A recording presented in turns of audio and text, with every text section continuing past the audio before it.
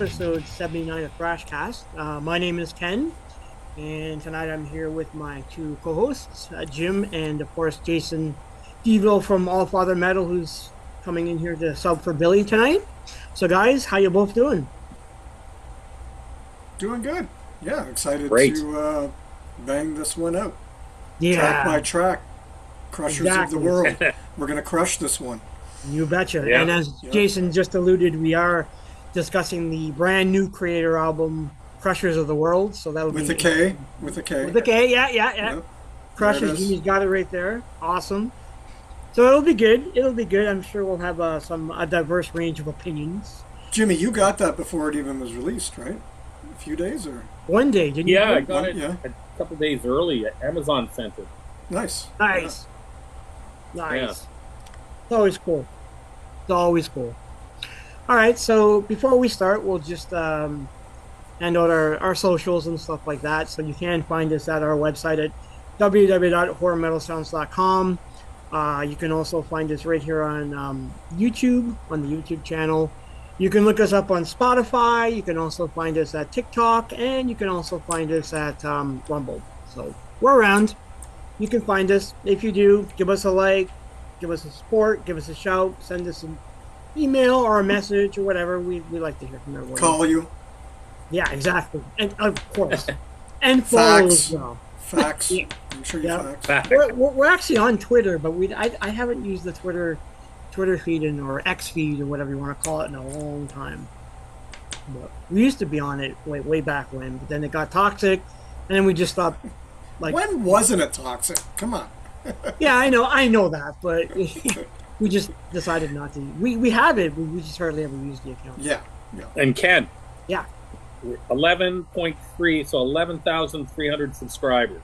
Yes, that's right. Ooh, nice. We just passed the 300 mark this a couple days ago. Awesome. Yeah. On the YouTube channel? So On we the want, YouTube. by Yeah, March, we jeez. want to hit 20K. Well, we'll certainly try to reach that, Jim. Even if we get down to like 15,000, I'd be good with that. Fuck yeah. Yeah. I'd even be happy with that. But we're doing good. No complaints there. Yep. No Good stuff, complaints. guys. Yeah. Absolutely. So as we mentioned, Billy's off this week, so we asked Jason to, come on in and chat with us about Kreator.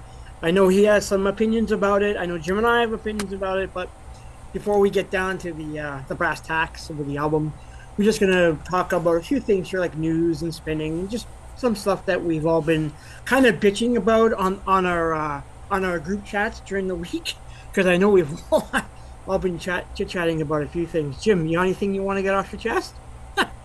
No, I picked up a few new things this week. Not very much, but Yeah. I got, Oh, yeah, Good album.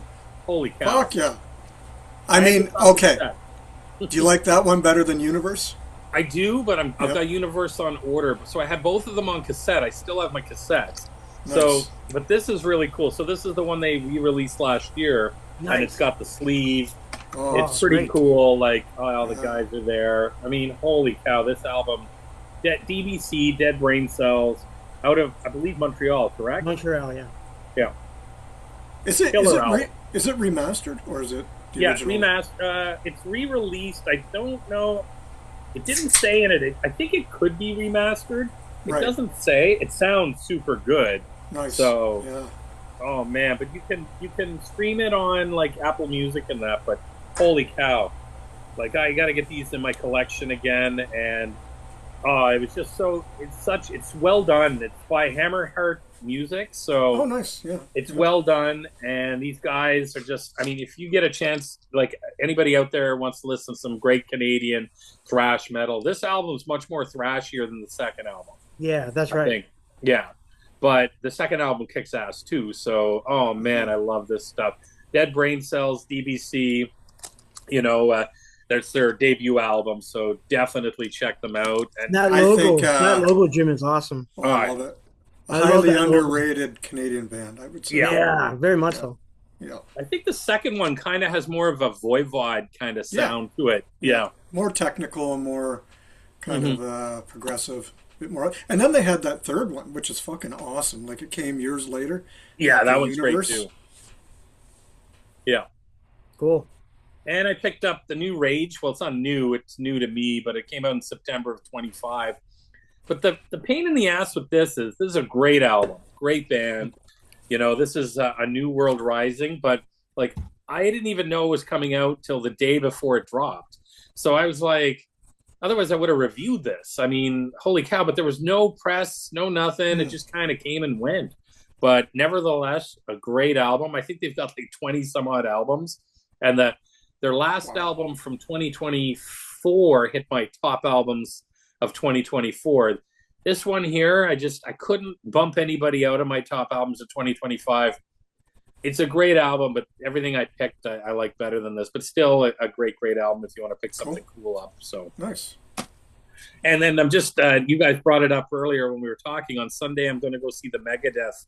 I guess Wicked. It would be a documentary or movie. So I'm going with a couple of friends. We're going. I think it's like 2 showings at like 10 o'clock or something. So we're going to go out, grab some beers, and then hit the theater and find fashion. So I'm sure I'll have more to report on that next week. Nice. Yeah, that's all I got, guys. Cool. All right. What about you, Jason? Anything you want to bring up?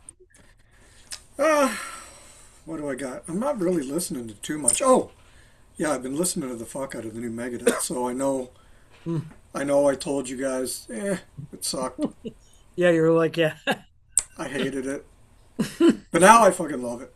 Oh, so you've changed your mind now. Oh, I've changed my mind. I think it's great. It Nice. took me about 4 or 5 listens to really get it. I mean, I don't know. I don't know what I expected from it. Oh, and to be fair, I know it doesn't come out till tomorrow, but we've had a chance to listen to an advance promo for the last week or so. Vinny's reviewing it at All Father, so that'll be out tomorrow. Great. His review. So I don't know what I expected. Like, I thought initially, I was like, okay, well, I was hoping it would be So Far So Good So What Part 2, but of course that wasn't going to happen. That was just my fantasy. So I was a bit disappointed, but I let it sink in, and I actually think it's a pretty heavy album. Yeah, it's very heavy. It's got a lot of great tracks. I think it marries well the sound of Euthanasia with some parts Rust in Peace. I think it stays away from the poppy shit that they got into for a while, which I'm happy. Every track I think is relevant, and it's just it's a killer album. I think. Congrats to them for going out with a good one.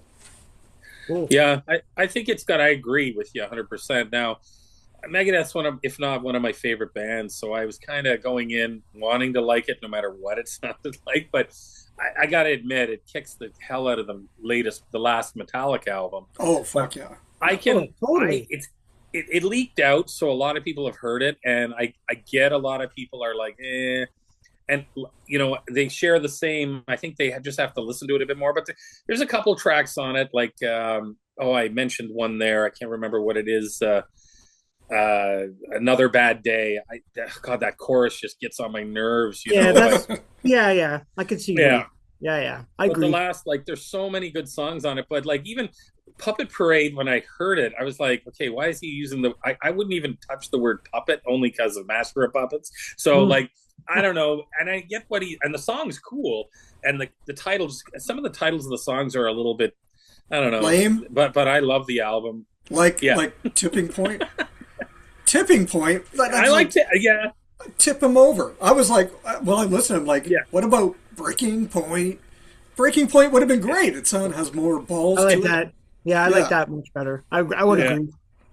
Tipping's kind of a little lame of a word, but yeah, that's a great album. Great album. I'm excited to see reviews of that one, like the larger community.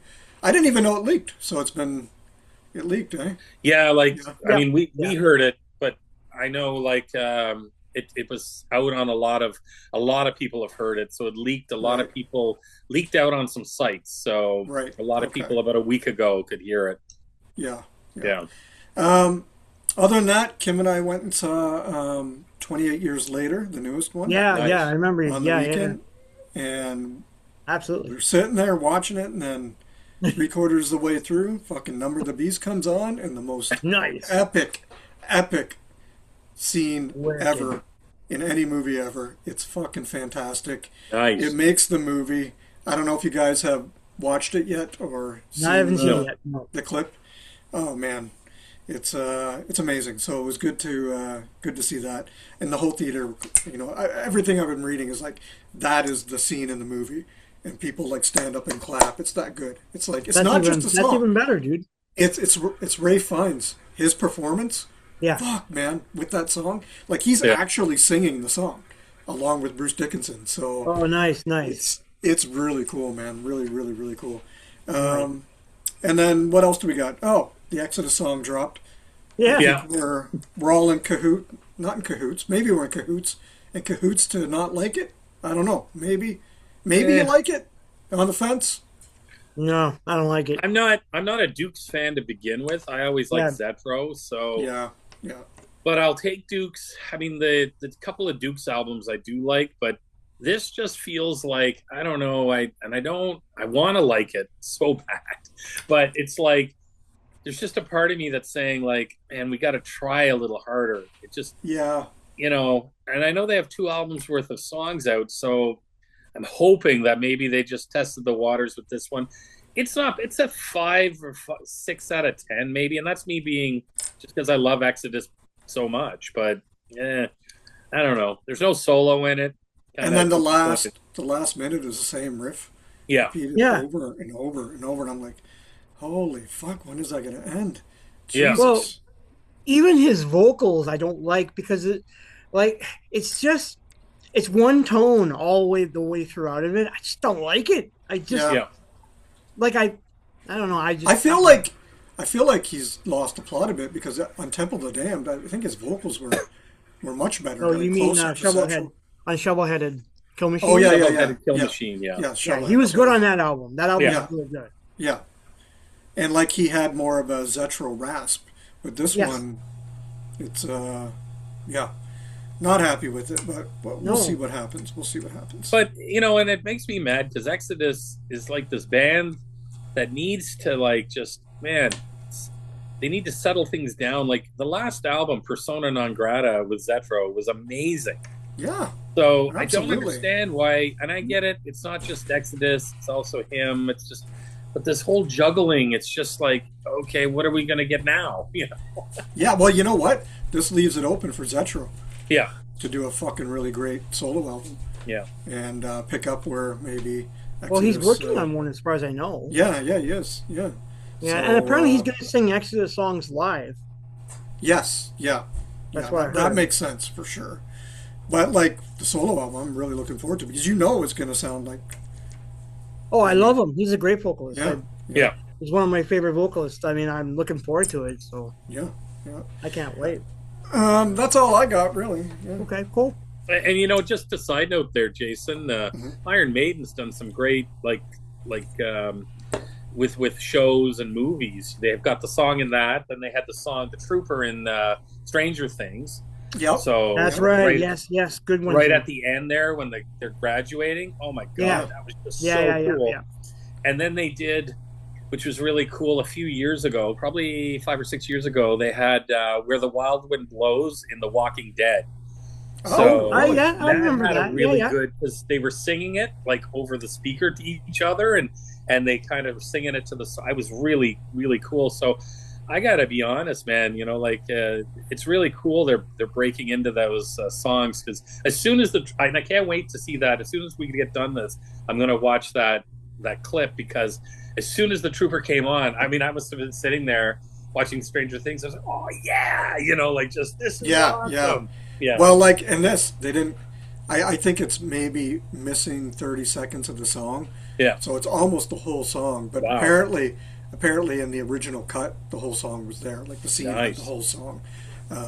You got to watch the whole movie though to get the Yeah. context. I just want to see this, but yeah, I'll watch that for sure. But Yeah. man, just think of all the young metalheads out there who are just hear that and they're like, oh man, it like ignites that little spark. Yeah, or even like all the people that are non-metal people that are Yeah. going out and seeing this, and like that scene. Even if you're not a metalhead or even don't know who Maiden is, that scene gets you, and you're Yeah. like, and and the power of the song mixed with the dramatic flair of that scene is just like anybody's going to be like, holy fuck, that song was awesome. That was perfect, you know? And then they might be tempted to go check it out. Yeah, absolutely. Cool. Yeah. Yep. For sure. Well, so I was just mentioning before we started the recording, brand new Exhumed is coming out. So they've got 2 new songs out. I've watched them both. I like the first song. The video for the first song that they put out a couple weeks back is pretty funny. What was the name of that? I had written it down. I don't even think I saw the video. Unsafe at Any Speed. It's funny. You should check it out. Is it? Yeah, is it gore? It's like a bunch of people who are all like in a speeding class for like I guess to learn not to speed, and then he showed the dude who's like running the class shows clips of like car crashes. Oh yeah, It's like really being gory. Like being in driver's ed. Yeah, but really gory car crashes. Yeah, it's pretty funny. Yeah, you should watch the video. I got a huge kick out of it. I'm enjoying the album. I've listened once already, so I got the promo for it. And, you got the promo for it? Oh, that's cool, dude. Yeah. Coming out February 20th. Yeah, nice. On Relapse. It's called Red Asphalt, so it looks pretty cool. I'm looking forward to hearing the whole album myself. Yeah, I think you're going to dig it. If you like those first 2 singles, then... both singles are fine. I had no problem with either single. I thought they were pretty decent. Yeah. So, although the second single that came out... wasn't as good. I didn't think it was as good. Shovelhead, yeah. It reminded me of Lamb of God a little bit. I don't know. It just reminded... it was a little more mainstream sounding. I love Lamb of God. Yeah, I like Lamb of God too, but a new Lamb of God's coming out, so yes. But I don't want my Exhumed to sound like Lamb of God. No, I don't either. I would agree with you. I want my Lamb of God to sound like Lamb of God. If Lamb of God sound like Exhumed, I'd be like, "The fuck are you doing? You're not Exhumed.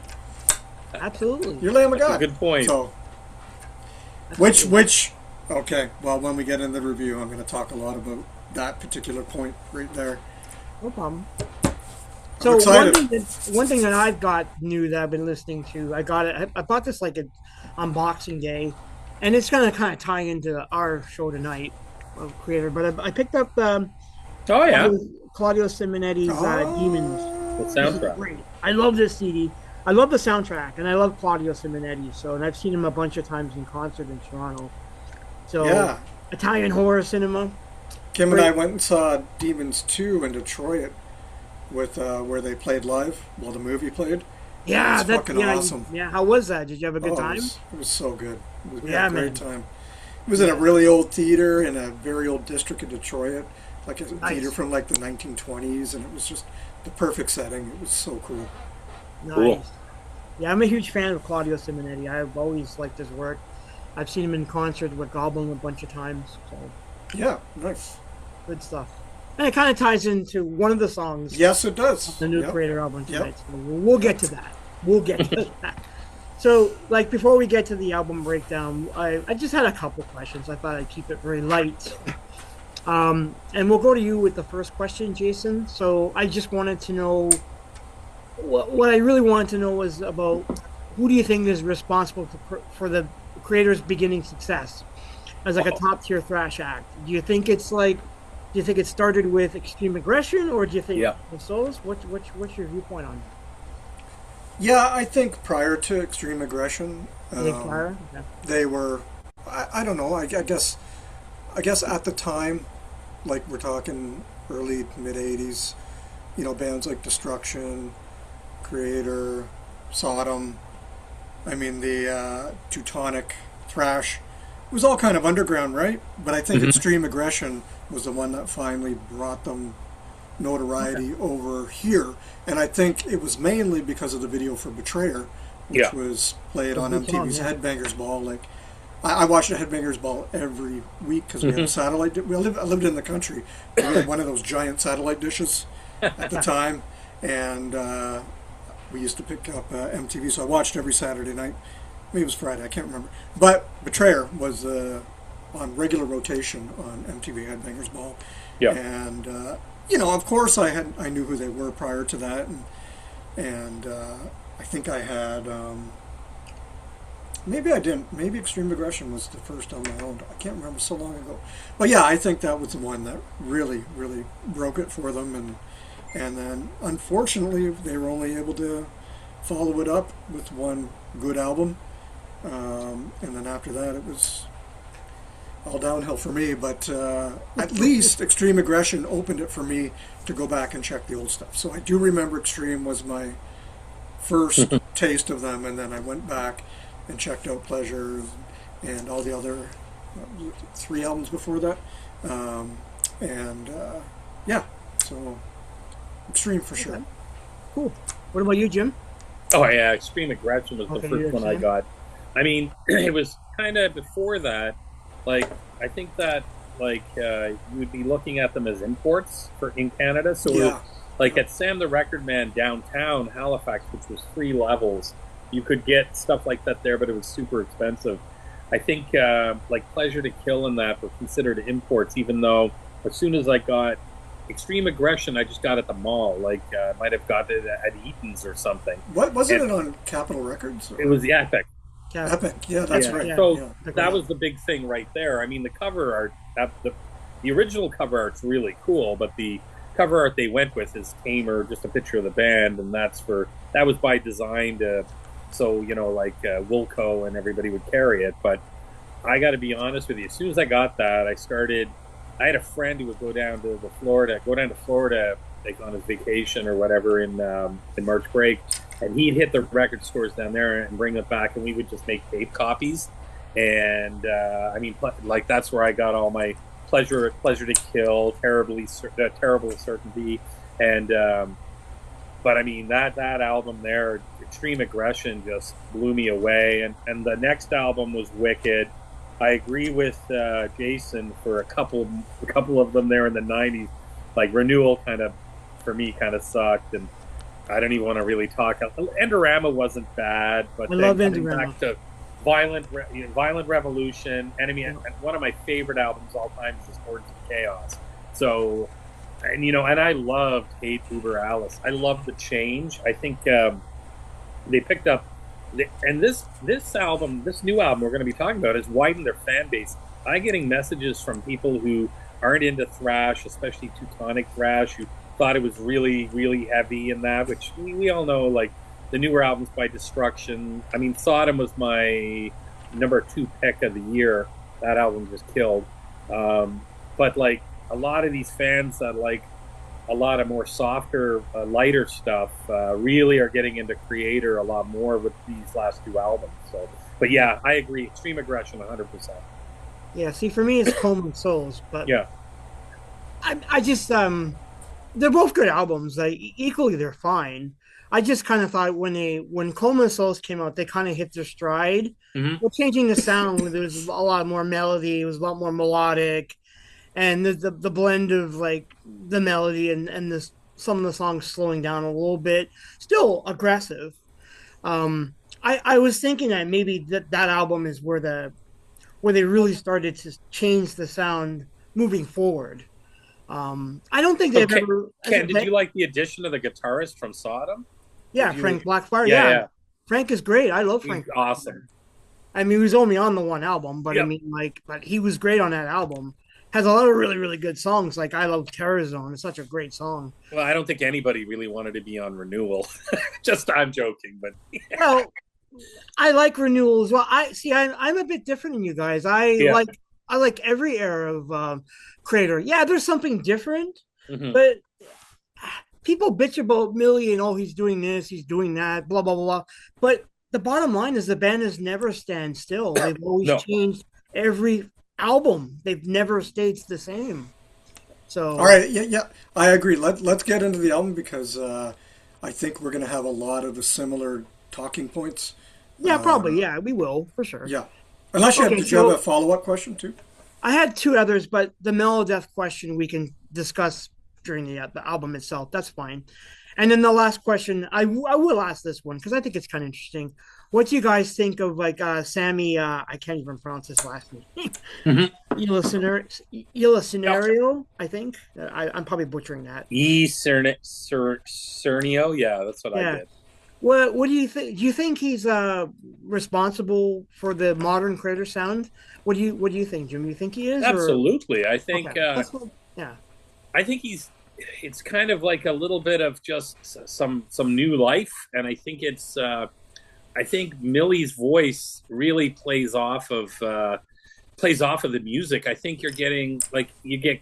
We'll talk about it in the songs, but you're getting super clean vocals, and then you're getting some more a little bit of death growls and stuff, and I really like that. I think yeah, they're kind of walking around quite a bit, and I love that. They're not just it's not just let's put out an album because it's been 2 years and we're just going to make it thrashy and we're going to do a thrash by numbers. This album is not thrash by numbers. Whether you like it or not, it doesn't matter because it's not. There's some songs on here are not full thrash albums. There's some songs on here that are borderline death thrash. true. So, I think he has a lot to do with it. Yeah. And do you agree, Jason? Yeah, absolutely. I mean, I don't know if he won Millie over with the change up in sound because, Barren Earth, if you listen to Barren Earth, which is, I think, his previous band, or I don't know if Yeah, he's still with them. I don't even know if they're still together. I don't But, think so. yeah, yeah. I mean, they were a mellow death band. I mean, Yeah, with doom elements, right? Mhm. And I hear that all over the place. And, I mean, I don't think you need to twist Millie's arm too much to try new things. I think he has a very open mind. Either he has an open mind and is up for new ideas, or he's riding the current wave of things. And I think it's a bit of both because, if we go back to albums like Renewal and what was the Industrial album again? Industrial Oh, something. uh, shit.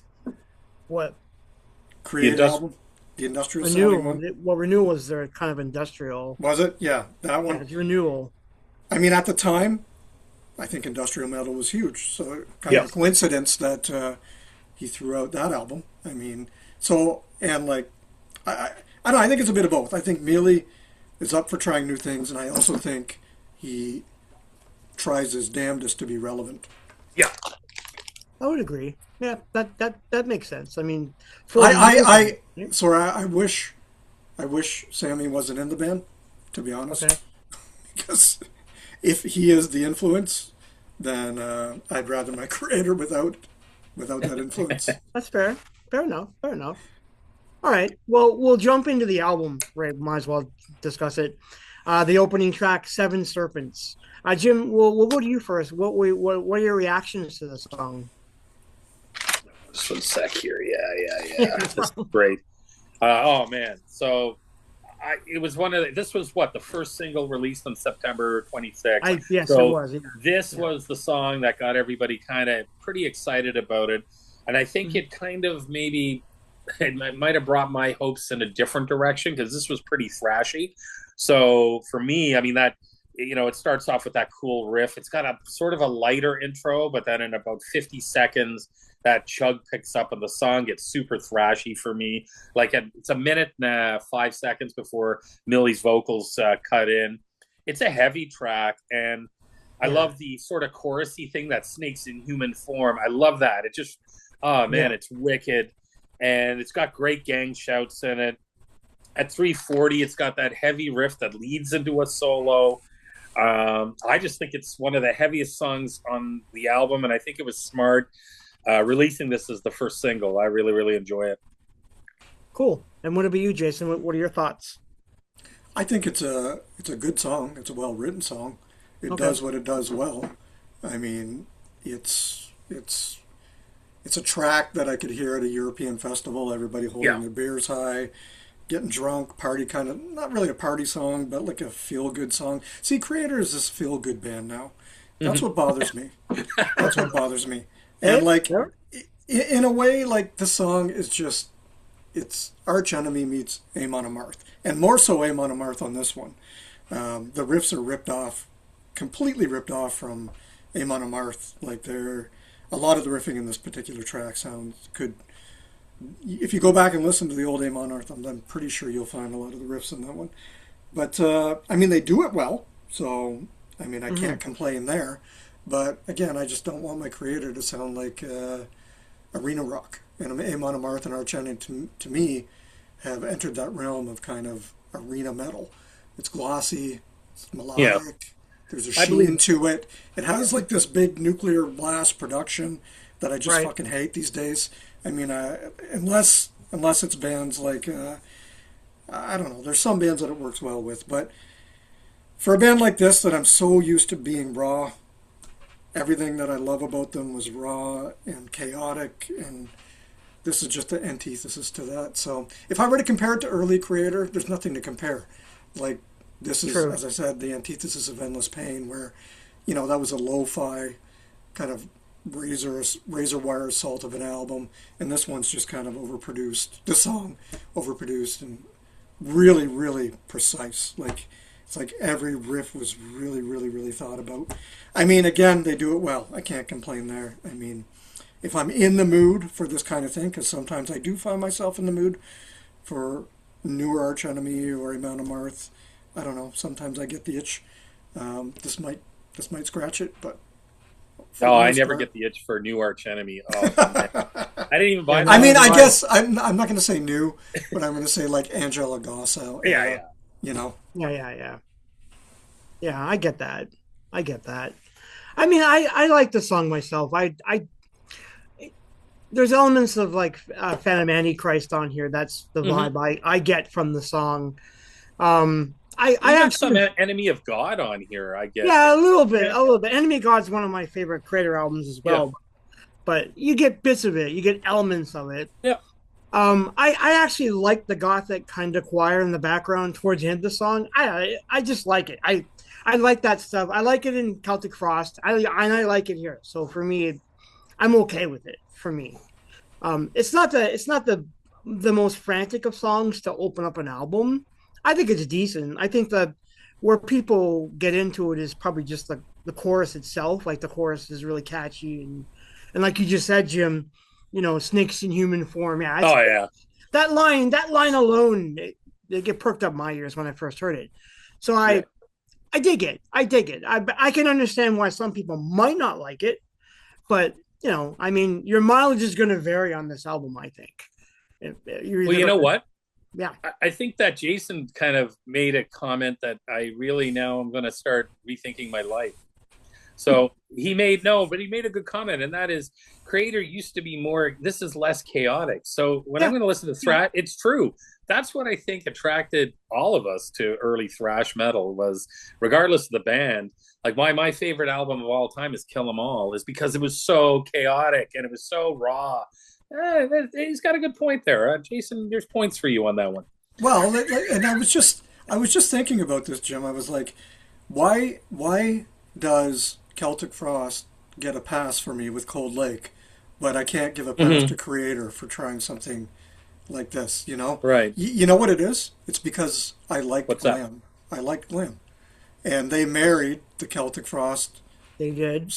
sound with glam, and it just Yeah. worked for me. But with Kreator, I loved early Kreator, and I'm not a huge fan of melodic death metal, and I think Hmm. this is where what they're trying to do is Right. marry the melodic stuff.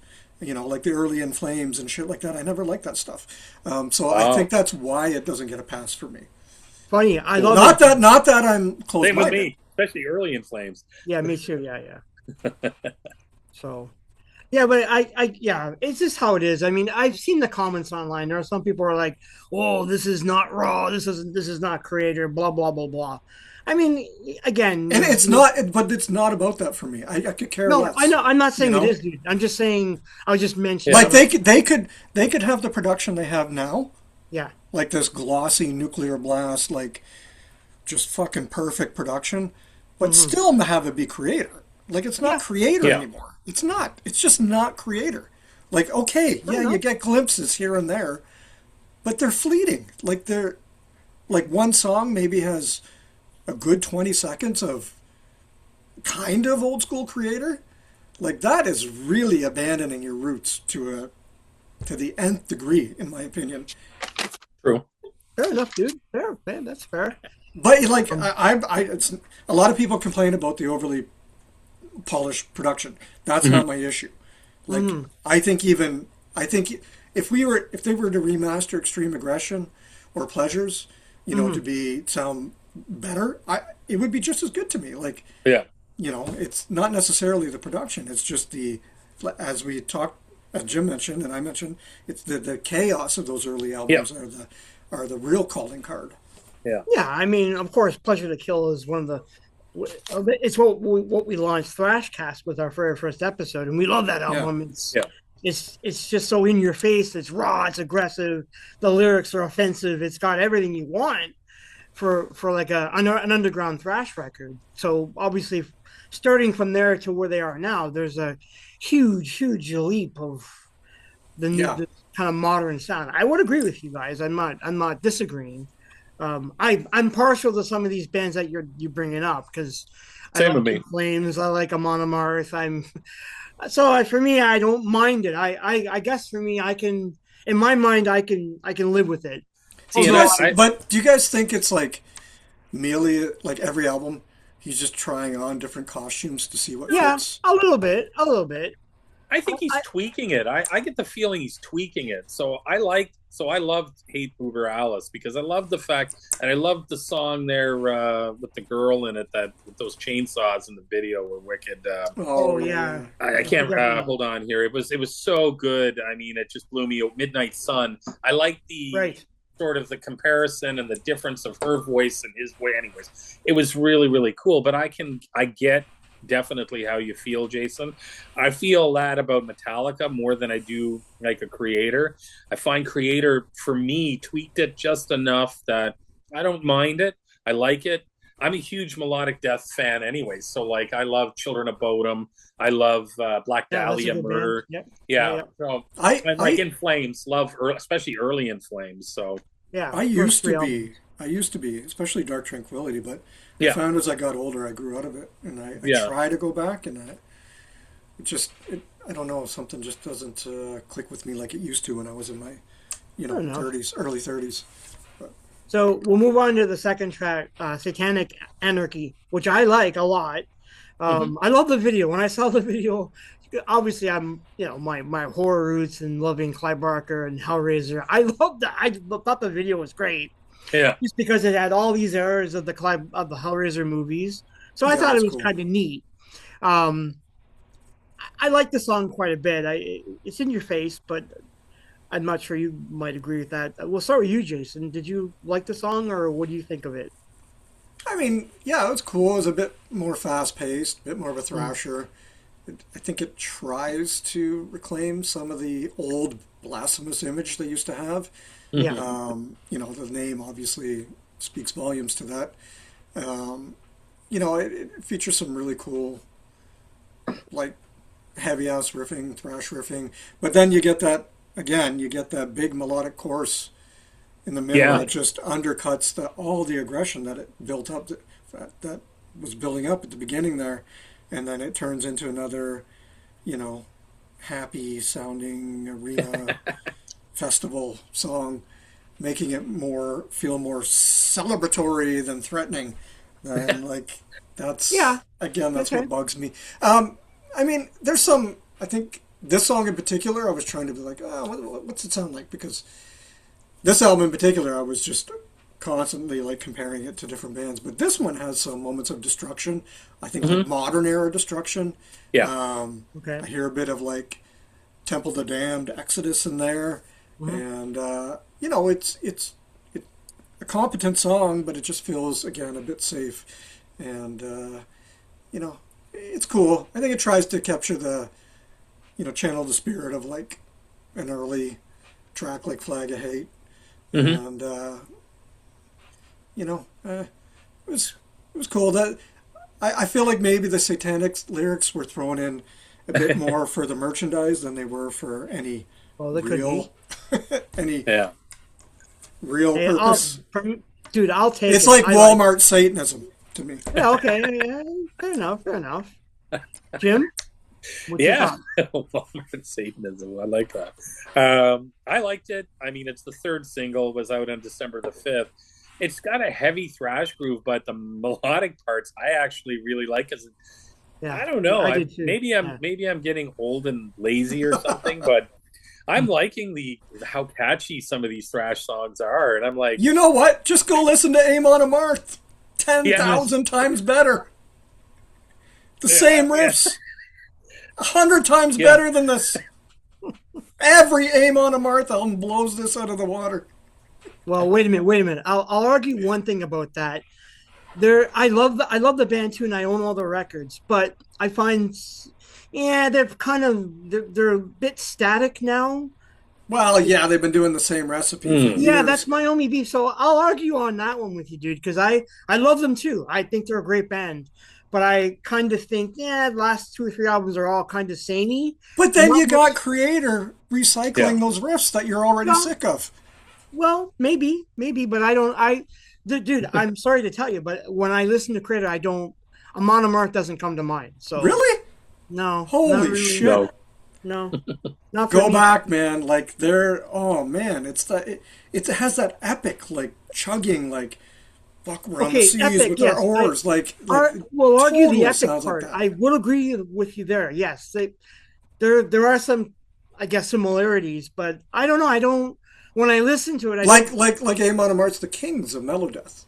Right, Mm. right. Yeah. But that's From an Iron Maiden perspective, not from an In Flames no, Yeah. perspective. right. Yeah, Yeah. I would agree. Yeah, more of an Iron Maiden perspective. You're right, but you know. Oh, I mean, if Kreator were to rip off anyone, I'd rather them rip off Amon Amarth than Arch Enemy. So I'll give them that. that's fair enough. Yeah, that's fair. I would agree. I'm not an Arch Enemy fan, anyways. I Yeah, me never neither. really was. I mean, I think they're okay. I think they're overrated, but whatever. So let's move on to the track three. And Wait, Oh, that's, did just Jimmy do another it? thing. I love the oh, sorry, Stop the Jimmy. Fire chorus Yeah, in there. That is wicked in that Satanic Anarchy. That was yeah, pretty cool. But I like the melodic part. I'll be honest. I'm yes. like just toe tapping away. It gives you a bit of an earworm. I'm Same like, here. oh, Same here. Creator. Yeah. Tapping my fingers. Humming Like along. blasphemy. Yeah. I mean I agree with you. I like the song a lot too. Mm. And maybe I'm partial to the whole Hellraiser thing. I don't know. It's Okay, when their shirts are available in Walmart, you guys will be like, "What the fuck? Why?" That giant tiger. Yeah, right. maybe. You never know. You never know. All right, let's move on to track three, the title track, Crushers of the World. And Jim, we'll go to you. Yeah. How do you Oh, feel it's got about a it? great drum intro. Kind of a melodic drum, but that drum intro is wicked. Mhm. Again, another great chug. It's a bit of a darker, kind of Mhm. heavier vibe. It's not. It's got a cool chorus, and this was another single that came out just before. I think this came out the day of release. Well, it would have. It was the single for the video they put up on YouTube, which I think was That's just right. yeah. But it's got kind of a like I don't know towards the end of it, and maybe I know me and Ken really kind of like industrial the same way. We love both Ramstein and stuff like that. So Yes, yeah. we liked early Machine Head and even through the industrial Machine Head and that. A lot of people don't like it, but I like that cool sort of evil vocally effect towards the end of Mhm. the song. It's kind of Yes, cool. I yes. mean, I think I really like it, and you know, I think the back end of the album for me is a lot stronger, only probably because I've heard all these singles, prior to. So I was really kind of looking forward to hearing everything from song 5 and up, so to speak. But this was I like this song too. Yeah, well, one thing I want to point out before we go to you, Jason, then, is it that I liked in the video at the start when they use the quote for George Orwell, you Mhm. know, living. I love that. I just think that's fantastic. And the quote was, "Don't let it happen. It depends on you." It's Yeah. great. I like that. I actually think the song's kind of epic in some ways Hmm. because it's all about these. It's kind of like got like this comic book aesthetic where it's like the Crushers are the defenders of the world against tyranny and evil, and I kind of like that. So it has this like comic booky, I don't know, interpretation to me, but I think it's a pretty decent song. Although I'm going to say that there's elements of hypocrisy here. There's a huge vibe from that band, and I find in the song. And Jason, what do you hear the hypocrisy vibe to it or no? You know, I'd have to go back and listen to it again. I listened to the album twice today on my commute. Um, I had like a 2 hour commute back and forth from Mm, home, and I listened to it twice. So I can't really remember, but when I was making my notes, my verbal notes, while I was in the yeah. car, um, I was while I was listening to it. This is what I do if I'm in the car and I'm listening. I'm doing verbal notes. I'll just pop out what first comes to mind, and maybe I'm completely wrong on this, but I picked up on Judas Priest, Oh, okay. Yeah, yeah. and I can't remember exactly what part, but I was like, this has a bit of a classic heavy metal feel to it, and Accept. And I was Okay. Yeah, yeah. I could see that. like I feel like this song, this song definitely it's my favorite of the three so far. Okay. It definitely prioritizes groove over the the melodic elements of the last two songs. It's got a simple, repetitive hook, which I liked. And it wasn't shredding or anything like that, but I really enjoyed the groove aspect to it. I think it was another song that's built for festivals and arenas, but to me, it had more of a classic metal feel to it. You know, with some bit thrashier parts here. I'd have to go back. I'll get back to you on that, Ken. And I'm interested. Now that you mentioned hypocrisy, Well, if I maybe it's pick up just on me, that but as that's just well. what I Well, picked you up. never know. Like I'm pretty good at picking up on things. So if you mention that, and I'm a huge hypocrisy fan, so we'll see. Yeah. Early hypocrisy. Um, Yeah, yeah, so not the later stuff. Yeah. uh, you know, if I were to compare this song to early Kreator, which kind of been doing with the song so far, I don't think anything like this was done on any of No, the first no, few albums. But no. the one thing that I guess that it does have is that the structures of just classic heavy metal, which it's not thrash, but I enjoyed it. I thought it was a cool song. Yeah, I like the song too. I like the chorus. It's catchy. Yeah. And I like the lyrics. I think that's what I was honing in on with the whole Crushers of the World.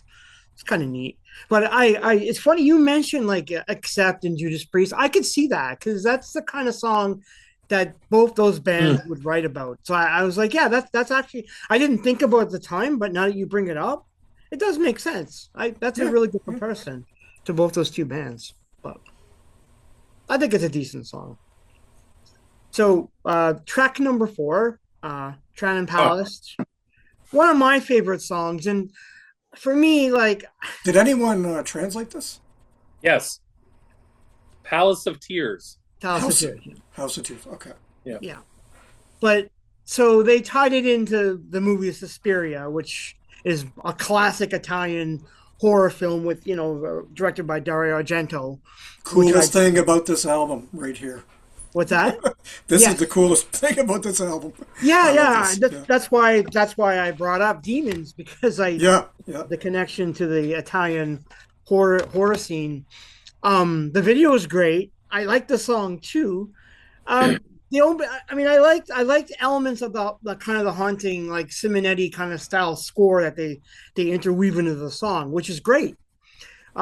The one thing I guess the arch enemy comparisons hit me here because Britta Cripper from High Raise does the death metal vocals, and obviously it to me it reminds me of Angela from Arch Enemy in my mind, but so I can see the comparisons, but I don't know, I don't really care. I mean, I think it adds to the song personally. Mm. I don't have an issue with it that she's on here. Same. I just love the fact that it's like, oh, here's kind of going back to more like a nod to horror films, which is great because I know if you go to early Kreator, they were really inspired by a lot of horror films way back when they started their thrash roots. Hmm. So I like it. I like it myself. So we'll go to you first, Jason, since I know you're a big horror fan. What did you think of it? Yeah. I think I fucking love the tie-in here. Yeah, me I too. mean, when you have a tie-in like this, it only makes sense that the track be a bit experimental to properly pay homage to the source material, and I think they did a good job with the experimental part of it.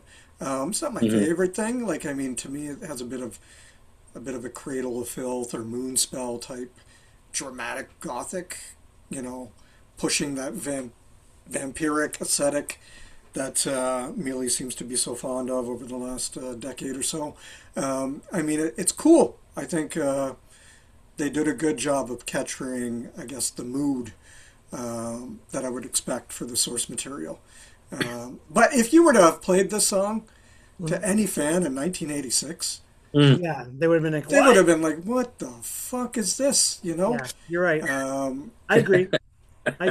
And not that that's, I mean, that's not something that, like, I'm not holding a candle to that. Like, I mean, of course, it's its own thing, and '86 was a long fucking time ago. But I mean, it's just, it just blows me away that this band gets a pass when many other bands don't. But cool song. Cool. And Jim? Well, it's a good thing because imagine going back in 1986 and listening to Load. I think people would be rioting, dude. I think you'd jump out the nearest window. I mean, yeah. Like, anyways, but no, I think I love the voice difference, those death metal vibes in the song. The more melodic death, I like it, and I like the vocalist. The guest vocalist is great. I got to check out their band. I haven't. What is the band? Yeah, Hiraeus, I think it is. Yeah, I think it's it might be pronounced Hiraeus. Hiraeus, yeah. So I got to check them out, but I mean, this was the second single, and kind of this one here was a kind of a step outside where they released this one. And I think a lot of people were kind of like, kind of puzzled by it. It was the same thing as the Midnight Sun single they released with the other female singer back on their last album. But I think it adds to it. And her vocals are so aggressive, like compared to even Millie's to some degree. You know what I mean? True. Like, I love that. I don't get... I can see where you could get sort of an arch enemy kind of comparison, but for me, the last few Arch Enemy albums I find are very, like, it's about being screamy and aggressive just because it's expected of you on those albums, and I don't find it. I found it was just kind of disjointed the last couple of Arch Enemy albums. This I find fairly organized, and yes, and that goes into like your comment about it, it's maybe a little bit more organized chaos rather than just chaos, but I like the difference between the two vocals, and you can hear it perfectly on the album, and I think it's just really cool. I think the mix on it for the vocals are awesome, and I like the death vocals. It would be cool if Kreator maybe for the next album, I give them some ideas, maybe go a little bit more death metal. I mean, what the heck, like Amon Amarth? But when you break down Sodom's first EP to some degree was much more sort of black metal-ish compared to as they changed into more of a thrash band. These guys could go like in the opposite direction and go a little bit more deathy. I think that would be great. Like, I think of Testament releasing Demonic. I love that album. A lot of fans hate it because it's total death metal vocals, and I love it. But I think that's the way they should go in this. But I really like this song. I'd be all for it, Jim, because to be honest, Mealy is my least favorite thrash vocalist of all time. Oh, really? Yeah, I find his vocals to be quite grating, actually. I mean, even in the early stuff, I preferred him earlier, but if he went death metal, I'd be okay with that. Cool. Interesting. But I like this song a lot. I love that. I love it when they bring in and it's all like the last two albums. It's been a female. I love it. I think it's great. I think it adds something to it, and it just makes it a little more interesting for me. It makes the album. It doesn't take away from anything. I don't think so. In my mind, it adds. So cool. Fair enough. Points. Well, we get to track 5, and it's Barbarian.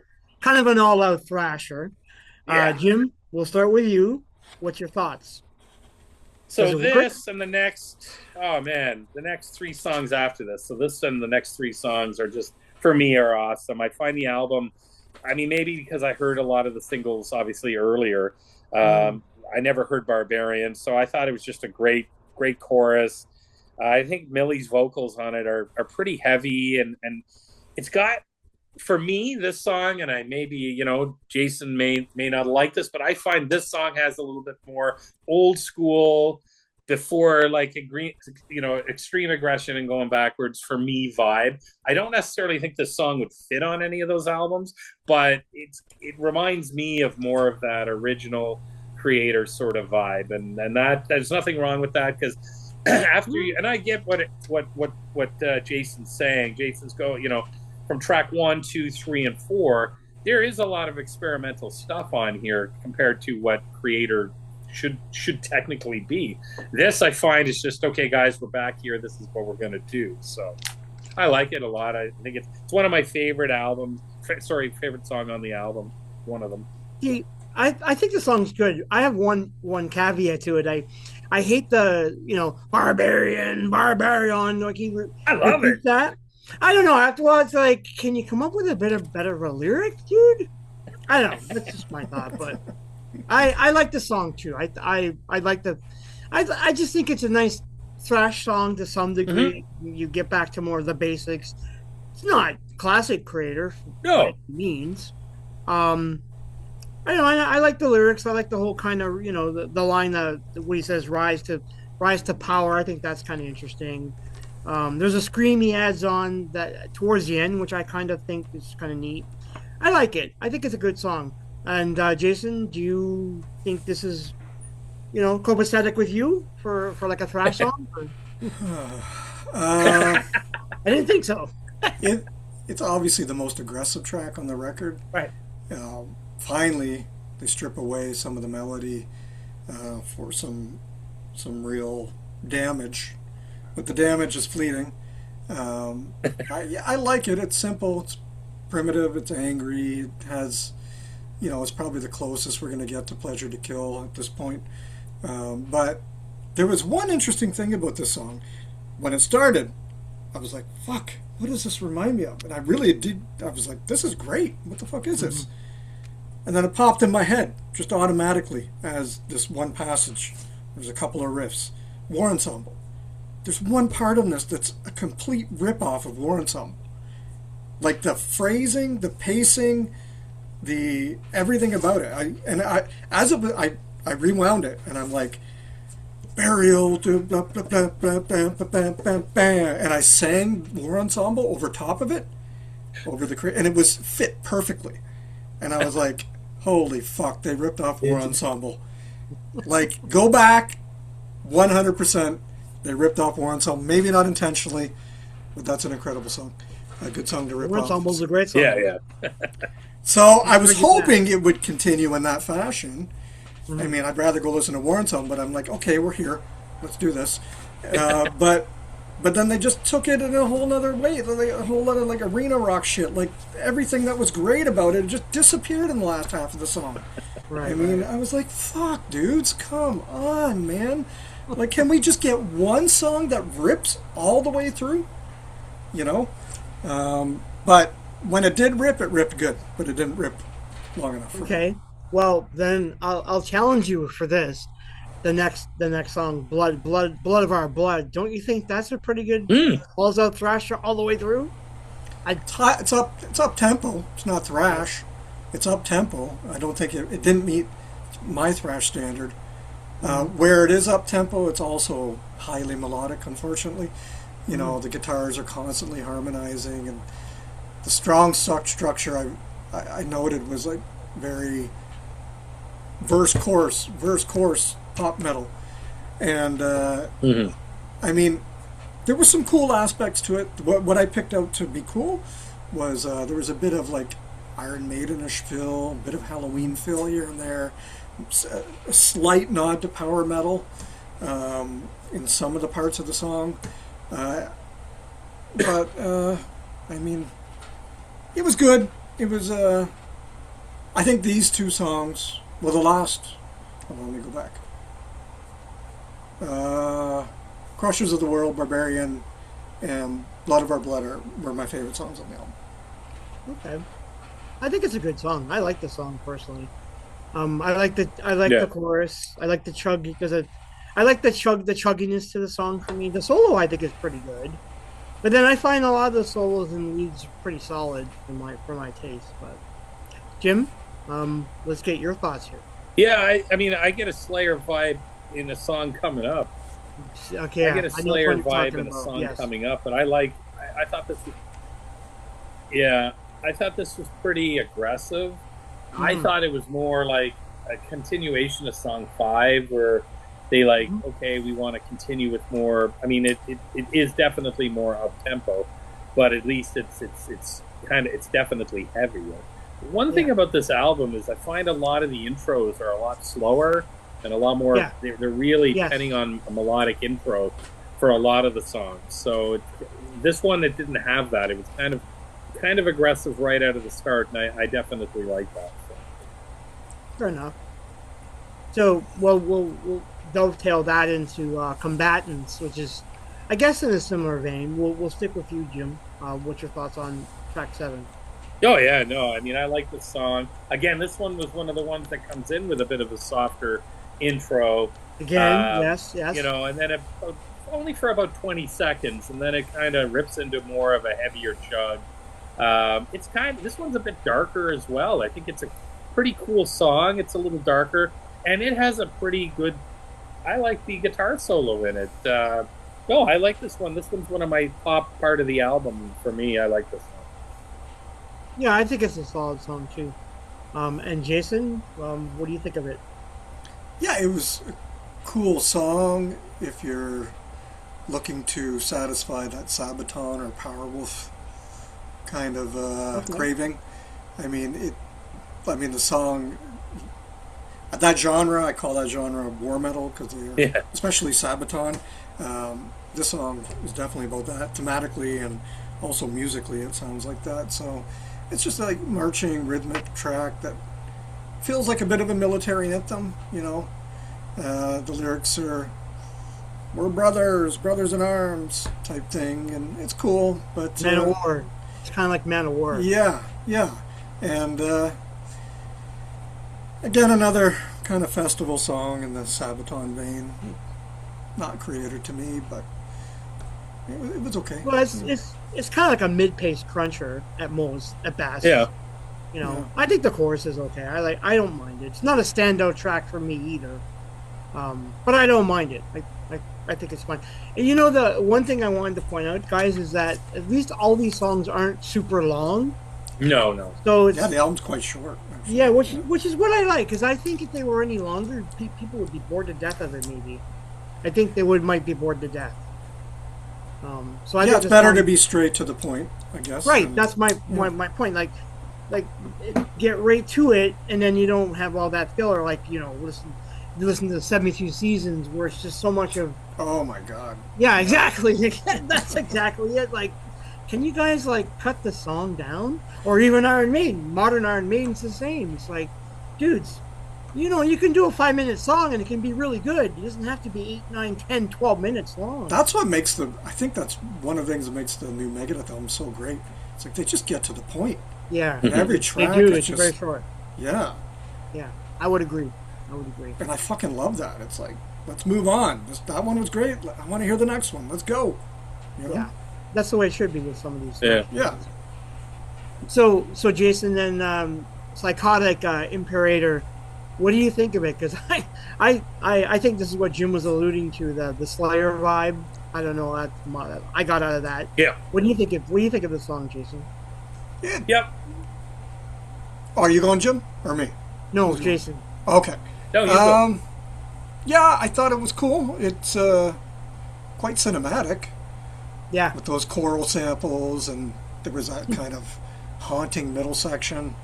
It attempts to be epic and sprawling in kind of it doesn't sound like this, but some like Dimmu Borgir or Behemoth. I think this is the one song that taps into what black and death metal tries to do, especially symphonic black and death metal. Just majestic, and but those bands do it really well. From Kreator doing it, it feels a bit forced, especially coming from a thrash band. Like it seemed odd to me. Not that they did it poorly. I think the songwriting here is cool. There was just a disconnect for me. I mean, some of those sections would have been really cool in Behemoth or Demi Borgir song, but coming from Kreator, I don't know, man. There's that disconnect, and not that they did it poorly. Again, I think it's done really well. Whoever wrote this song, I would love to know the writing credits because it's really, really, really well written. I was looking up the writing credits. I didn't really. They don't. They just. It's like by the band. Oh, Millie, I think. Yeah, I think pretty much that's right, Jim. Millie writes the majority of the lyrics. Well, kudos to him because I would love if Millie was just like, fuck it, I'm going to write a Black and Death. I'm going to start a Black and Death metal band and see what we can do. That'd be cool because I think he's got the chops to do so. Well, he did. Like, fuck Kreator, let's do this. Yeah, why not? No worries. He did say that he wanted to deliver a song that was like socio-political with a warning attached. That was the whole point to what he said, what I read that he felt about it. I have no idea what a fucking imperator is. What's a psychotic imperator? What is that? Imperator, yeah. It's Imperator. Yeah, Imperator as he terms it. So basically what Imperator is that it's like a rise to oppressive leaders. So like it I guess what he's saying is that tyrants who seize power through like brutality and deception and manipulation, will cause future generations to fall apart. Okay, so psychotic imperator, aka from Millie's perspective, because I'm guessing he probably leans left, Donald Trump. Maybe. Yeah, maybe. I could see that. Who else could he be referring to? Well, that's true.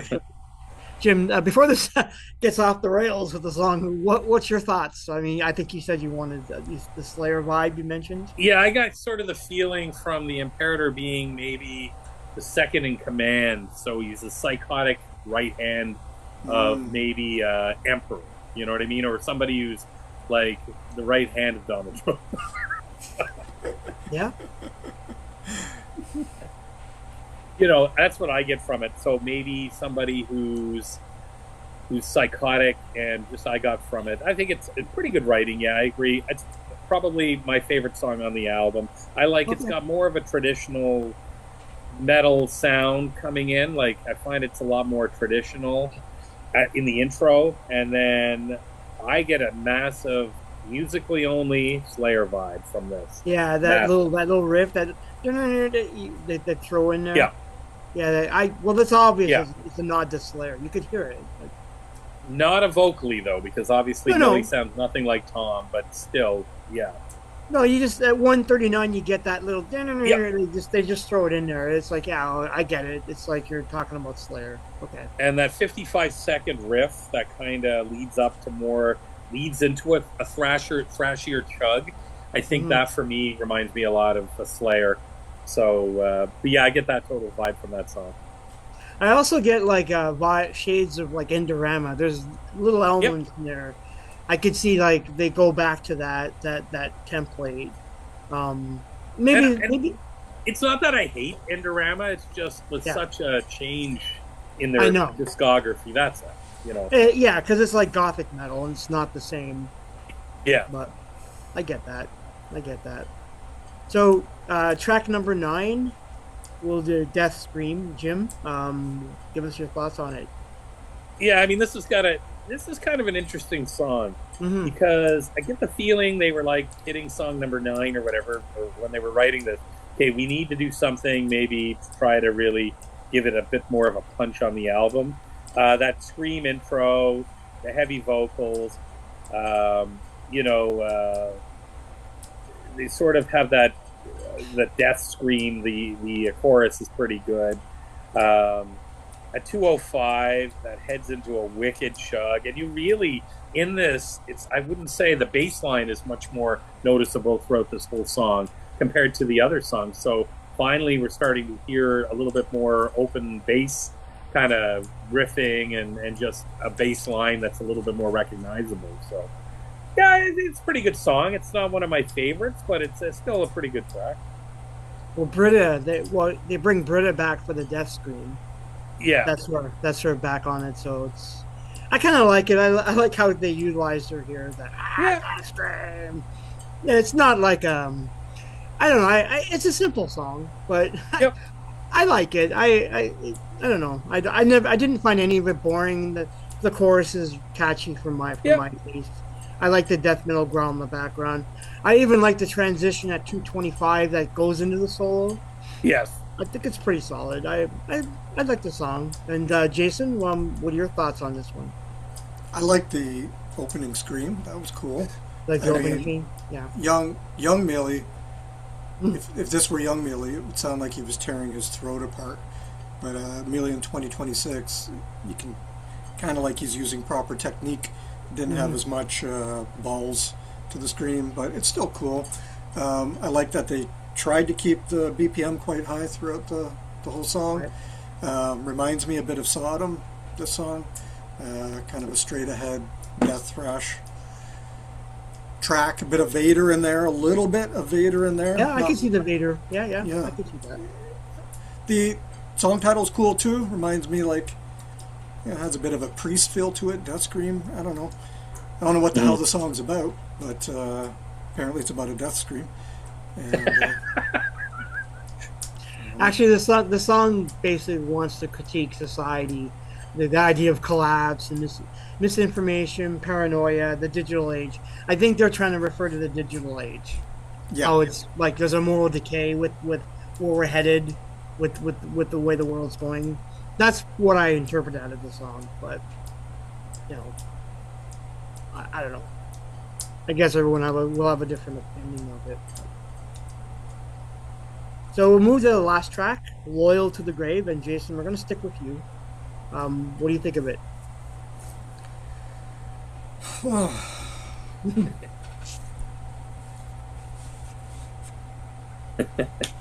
Are you stoked? No.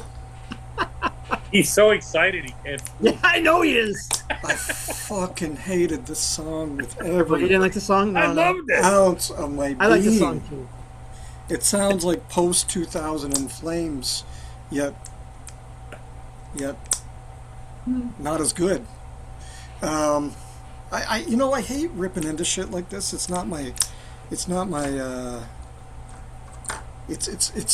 tactless. I hate it, but I have to do it. I have to do it. That's why we wanted you to come on to talk. Yeah. I don't like being tactless. Share some of these opinions. Right? But you gotta understand, I don't like being tactless. But okay. I mean, okay. As a melodic closer, it's okay. All right. It has some cool lead guitar melodies and fills. It does have like a bit of a feel to it, like it should be the last song. Like there's this build in the song that feels like, yes, this is the curtain call. This is it. So that was cool. I think the song was placed perfectly as far as track order, because it does have that feel to it, like it's the last song. But it's just too catchy, too accessible, too radio friendly for me. Like, I don't know. I never ever thought I would ever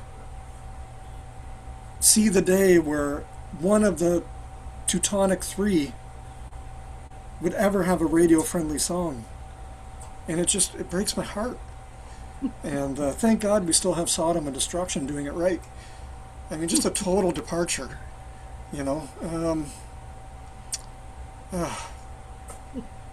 That's okay, dude. I don't want to torture you. That's all you have to say. That's fine. I was in the car and I was just like, when I spun it through the first time, I was like, okay. And then I was like, when I got to I forgot about the song when I listened to the second time, because I was enjoying myself, kind of, throughout the album, here and there. And then I was like, oh fuck, we have to get through this song again. And then I was just like, oh shit. Okay. I did it. You did. But, yeah. We appreciate that. Okay. That's all I got to say. Sorry. That's fine. Prove me wrong. Prove me wrong. Go ahead, Jim.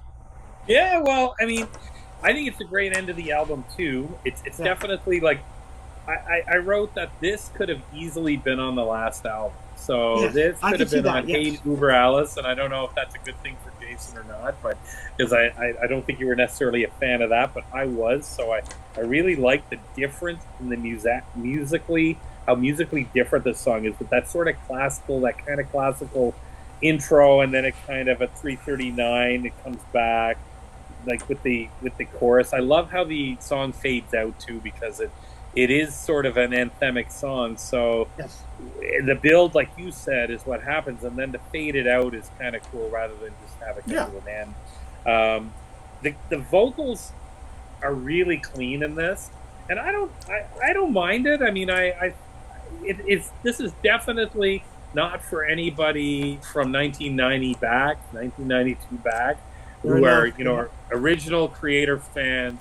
I'm an original Kreator fan, but I can easily listen to this.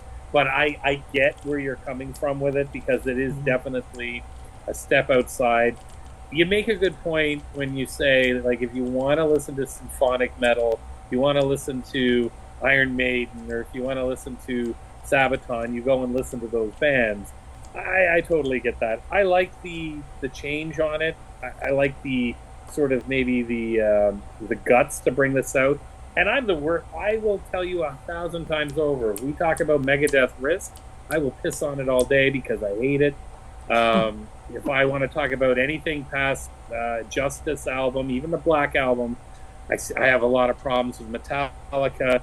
But for some reason, and you said it when you said, I don't know why people give Kreator a pass, and I do. And I'm the first What one is that? who will admit. Explain it to me. I don't know. I don't know why. And I do, because I find Maybe because you like everybody they're ripping off.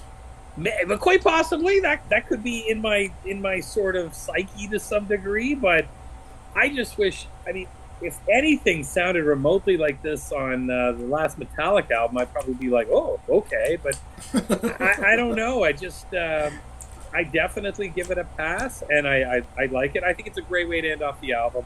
I think it's more of a sort of they brought everything to a head with the song, and that kind of the build up is what happened. If they ended the song on like Blood of Our Blood, which was a great song too, but I think it would be kind of like, okay, we're tapping it out. We're trying to start kind of heavy and end super heavy as well.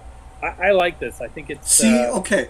This is what. Just sorry to interrupt. Yeah, no problem. Before I forget, you and I both know, and everyone who listens to this program knows, that Kenneth is the more open-minded of all of us. Okay? Yes, he is. And we get that. He has a diverse taste of music and likes his metal different ways. Yep. So, we're going to put Ken over here. Okay? That's cool. Ken's there. But, Jimmy, you are completely discerning. Like you just said, with the Metallica. With the Celtic Frost, whatever. You like your shit the way you like it, right? And if it gets fucked with, oh yeah, you'll talk about it.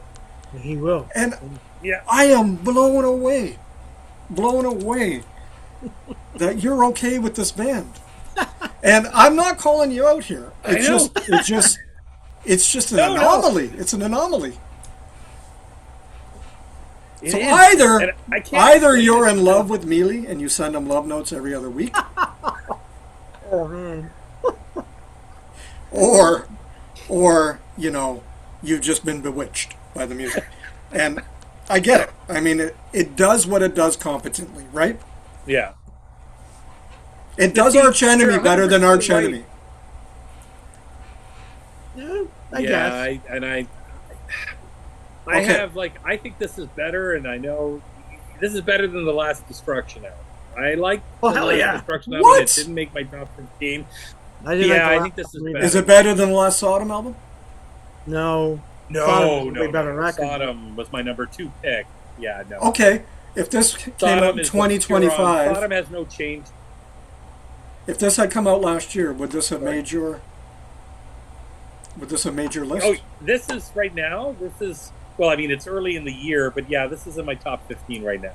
Yeah. Okay. Yeah, it's super early. But I mean, I've only got like this and maybe I don't even know what else. Oh, the Soen album that You came know out what? on the same day. It's super early. We'll take care of that. Yeah. Don't you worry. Yeah. I'm just teasing. But I teasing. think like I love the Destruction album, but I think what killed me for the Destruction album was it was almost like thrash by numbers to some degree. Right, and no Mike. Yeah. Mike's not in the band anymore. Yeah. So that makes a huge but difference. Sodom, the last Sodom album was a masterpiece in my mind. I think they're It was only good. getting better. So yeah. I agree. I Yeah. would agree. I think we all three of us would agree that Sodom album was awesome. And that Sodom album only missed out my number one because I love Dragon's Claw so much that I love that traditional heavy metal and a return back to 1980s where, I love that. And with the production of now, it was an amazing album. Sodom just missed only because, it was right down to the wire. Okay. Here's a question for you, Jimmy. Sure. What could Kreator do could Kreator do anything wrong in your opinion? Like, let's say the next album. Yes. Okay, what would that be? Where could they go off the Renewal. rails for you? Oh, okay. So for Renewal 2 is the next album, you're out. Yeah. I Kreator's know. done. All right. Okay. Yeah, this has definitely some good stuff. I loved the last album, and a lot of old school Kreator fans hated the last album. Yeah. I loved Enemy of God. I loved Hordes that's of a great Chaos. album. I knew Hordes of Chaos is better than this album and better than the last album. But I gotta understand that Hordes of Chaos was 8 years ago or whatever. You've got these guys are getting older. Well, it's more than 8 years ago now, dude. That's more than it's probably even 10 more years. than that. Yeah. Because Yeah. 2009 was Hordes of Chaos. Oh, there you go. 15 years ago or whatever. Which we have both 15 years, yeah. Yeah, and I just bought the remastered version of it. But I think, no, they can definitely do wrong. I mean, if it was, I don't know, if they did I just feel they're not doing, and I know you don't agree with this, Jason, but I don't think they're doing a 180 like Metallica did. And I think maybe, Yeah, you're right. yeah. Okay, if they continue doing what they're doing now, every album, you're with them for the long haul, or are you going to get sick of it? I'd be sick of another similar album to this and Hate Uber Alice. Yeah, I think so. Gotcha. I don't think they will, though. I think they're gonna. I want them to go more death thrash. That's just my thoughts. So I think that's what Jason wants too. I want extreme aggression. I want Betrayer. The fucking song. Oh my god. Yeah. Holy it's a good fuck. song. It's killer. Like it's like Betrayer lives in a universe far, far away compared to what they're doing now. Like I can't even believe it's the same band. I can't even believe it. All right. So Ken, did you talk about the song? Last song? I don't think you did. I like the song too. I'm more in Jim's side of the fence. Like I don't mind the song. Obviously there's like this man of war kind of epic feel to it. I think you mentioned that, Jason, the epic feel. It's here. It's probably a little bit cliched in the sense like, we're brothers in arms kind of thing, because I kind of get that vibe from the song. But I don't mind it. It's not, I would agree, it's not Kreator. It is what it is. This is 2026 here, guys. Yeah. They're not kids anymore. They're not going to be doing that kind of shit from way back when. I just think, look, I'm the kind of person where I'm good where I am in life. I realize that the things that I love, I still love, but I also know that people grow up, they change, and their tastes change. I'm good with it. I always laugh at people who say, "Oh, Metallica, it's a classic." Yeah, I agree, but they grew up, they changed, things happened in life. You have to deal with it, and I think. But you don't have to grow with them. No, you don't. But here's my point. I'm an artist too, so I know being like a visual artist, my tastes have changed so much over the years. So I guess I can kind of relate to the artistic side of the musician. I'm not saying I'm right. I'm just saying I could relate to it. So I guess maybe I'm not But as but that harsh about it. to me that's more of a Mhm. that's more of connecting with the music or the change Right. in an not an emotional way, but in a shared. Um, I don't even know what I'm trying to say here. For those who, I guess, aren't artistic or don't do these things or Hmm. don't have an artistic outlet, Hmm. they might be less apt to understand Yes. that process of Yeah. growth Yeah. as an You're artist, right. right? Yeah. Um, and I'm an artist myself. Like, Oh, I know you are. not traditional art. I'm not. I can draw stick figures really, really, really, really good, but musically and with words. So I get that, but we don't always have to. We don't always have to understand the artist's struggle to grow with them. You know what I mean? Sure. Like True. Sure. they they True. might they might grow a completely different branch than you're willing to hang from, I guess, Fair enough. Um, Yeah. but yeah, I understand, like you know what I think about Mealy? I What's was that? thinking about this in the car and I wanted to bring it up. I think Yeah. he never really liked thrash, or maybe liked it for a year. Maybe he didn't. Yeah, that's a possibility. Yeah, like that could Could be be it. right. Maybe he just jumped on the thrash bandwagon at a time when it was a big thing and he wasn't really that wasn't his gig. That Yeah. could be it. And we're all holding him to that standard now. When Yeah, like because we like. Yeah. Yeah. Yeah. yeah, because he did it well. And then he's Yeah. sitting there going like, "Fuck guys, I you know what? Those albums, meh, just did them. They were great, but I'm not a thrash guy. You know, I liked Amon But and you know Murph. what too? You know what too though, guys? We grew up. We're all about we grew up in the heyday and the beginnings of thrash. So for Yeah. us, You're there, right? it Yeah. was a little bit different because what happens is we were there for the first thrash albums, the first death metal albums. We drank the Kool Aid. We Yeah, we're remember fucked. that. We're Oh fucked. yeah, and we made it. And what we did was we made it so that like those and I think those albums mean so much to us. Like the first 5 Kreator albums, the first so many Destruction albums, Sodom albums, Metallica. the first 4 Metallica albums to me. Like Yeah. Metallica is my favorite band, and I haven't really like. I'll give the Black Album a pass, and maybe between Death Magnetic and Hardwire, I could maybe make a good album if they would let me. But other than that, I got to be honest. I think those original albums just meant so much to me that I just can't. I can never get over it. Do you From think this Load, they broke happens my in? heart. It's Load. But do you think this happens in other genres? Like, let's say country, old school country. Do you think there's Conway Twitty fans from back in the 50s and early 60s are like, you know, I don't know. Conway in I 1980? think we're Jesus we're a fucking weird Christ. He bunch. just, yeah, we're a weird bunch. Yeah, Fair enough. Fair enough. we are. We are. We're very fickle, and everybody says, "Oh, I get called out all the time online. Ah, you're gatekeeping." No, I'm not. I don't have a I problem. don't even I own understand Load. that word. Hey, I I don't spent get my it. $20. I spent my $20 on every Metallica album since. I Same bought them here. on LP. Yeah, Same here. I and bought and the it's album. because I support who I stand behind no matter what. If they put out an album I'm not keen on, and that's why I chose not to review the the last Metallica album, because I didn't feel like I was looking at it fairly. I'd rather somebody else do it who looks at it maybe less of a hardcore old school fan as myself.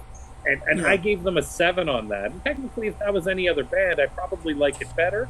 And technically, it should have been a lot lower myself thinking, and it didn't come close to my top 15 that year. But I think it's just I remember the first time I heard Slayer. I remember the smells, the time. I remember, it was just so cool. I remember, and I think a lot of that nostalgia I let seep into, and that's why I'm not an artist like you guys, but I'm more of a basic fan like that. And I don't That's like interesting. I don't like my shit to be changed, but for some reason, Kreator, I allow them to do it. It's interesting that you mention you tie smells and things with particular Yeah, albums. I did that today with this album. Just that feeling. I did that today with this album. When I was driving back from groceries, I was passing through buttfuck nowhere, and I'm like, that smells like a pig fucking farm. That is disgusting. And Loyal to the Grave was playing. I'm like, now I'm fucked. I'm fucked moving forward. Even if I try to like this song, that association, I'm just teasing. There you go. So let's segue into the final segment, very quick. I mean, just let's hear your top 5 Kreator songs. And Jason, we're gonna start with you. Me? Yeah, man. I want to hear what you like. Spoiler alert: none of these songs made his top 5. Well, you ruined it. Well, none of my songs are going to be in his list. I guarantee it. But all right, what? There's no fucking way. What? You're putting Endorama, the whole thing, as your favorite song. Oh no! Okay, come on, dude. Give me more credits than that. I'm teasing. All right, so number 1. Are we going 5 to 1, 1 to 5? Whatever you want. It's up to you, dude. Your list. Yeah. Okay. Yeah, I'm going to start. Let's start with number 5. All right. Perfect. So Extreme Aggression, the title track. Yep, good song. I think it's a track that perfectly summarizes the band's evolution up to that point. By that point, what 89 that album came out, I think. Yeah. 89, yeah. They really perfected their skills as artists, both behind their respective instrument and as songwriters. And I think the song just really features a ton of complex riffing that would, and Ventor's drumming. Holy fuck, man. Mm-hmm. Insanity. Yeah. And it's just tight, it's complex in its own way, yet it's still like fucking rips your face off. And it's complex enough but it never sacrifices the speed, which I love. Mm-hmm. Like, they were able to kind of bridge the gap there. They were able to be complex and interesting, yet still be blistering fast. Like, they didn't have to throw anything else in there, sprinkle any other of these fucking weird shit they do now to be complex. They were able to do it with the tools they had at the time. And that's what made them so fucking interesting and amazing. Now, it's like they want to be complex and different, but they're cannibalizing things from here, there, and everywhere when they can just look within, because they've done it before. Like, just look within, guys. You have this in you. Like, fuck Amon Amarth, fuck Arch Enemy, fuck, every other band you're ripping off right now, and just look within. You have it. You have it. You can do it. You can be incredibly interesting with the tools you had in '89, yet appeal to fans even today, younger fans. So great song. Lyrical theme, love it. From what I understand, it's about social anxiety and inner rage and, just being an angry teenager. And to me, it really resonated with me at the time because I felt what they were giving off, because in '89, I was a metalhead, but I grew up in a small town, and there was only like 2 or 3 of us, so we were constantly fighting with the jocks and the fucking, like the tropes from those movies back in the '80s. That was my life. That was my life. Yeah. So yeah, Extreme Aggression, number 5. Number 4, Tormentor. Good song. From Endless Pain. I think this song, to me at the time, well, not at the time, now, looking back, bridges a really cool gap between thrash metal and black metal. Mm-hmm. And, I mean, I'm not talking about black metal proper, but I'm talking proto-black metal. Celtic Frost and, Early Sodom. Early Sodom, early Sepultura. It's primitive. It was fucking evil. It was lo-fi, and it just really showcased, I think, what the band's influence would become later on extreme metal genres such as black metal and early death metal. So it's not good in a technical sense like Extreme Aggression was before it. The song, I mean, it's just a really pure, nasty, fucking proto black metal song. I think it's awesome, and probably influenced the band Tormentor, which features the current Mayhem vocalist, his early first band. So yeah, cool track. Number 3. I don't know why this isn't number 1, because I have 2 other ones I like more. But Betrayer could easily be number 1 or 2. That's a great song. Yeah. Yeah, I mean, I think even though it was an MTV hit, it was still fucking punishing. It was. It's probably the most polished example of their 80s sound, and that's probably why they picked this as the video track for MTV's Headbangers Ball. I just think the production's awesome on that album, and it really shines on this track. Millie's vocals are fucking epic on this song. It's Millie just busting his balls, and like you can just hear it in his voice. I just wish we had that Mealy now. I miss that Mealy. So yeah, it just combines extreme speed with a really cool hook. Like that fucking track has a really great chorus, and it's an intelligible chorus. You can understand it. And where Testament was more polished at the time with their choruses, this was still raw and fucking awesome, and still a really hooky chorus. This is how they should be writing choruses now. I miss it so much. Number 2, Flag of Hate, which is both from Endless Pain and from the Flag of Hate EP. This is the band's anthem. Like, they write all these anthems now, or wannabe anthems. They should just look to this song. Just be like, holy fuck, man.